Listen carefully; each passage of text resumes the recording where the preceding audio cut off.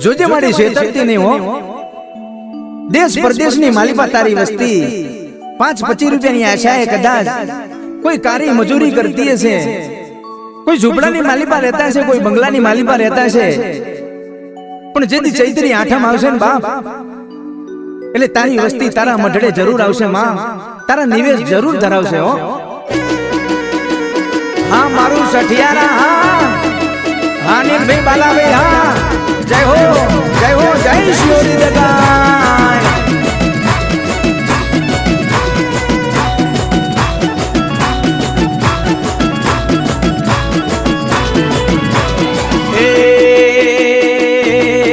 શિયોરી દગાય ના મઢડે બોલે પેલા મોરલા, શિયોરી દગાય ના મઢડે બોલે પેલા મોરલા 900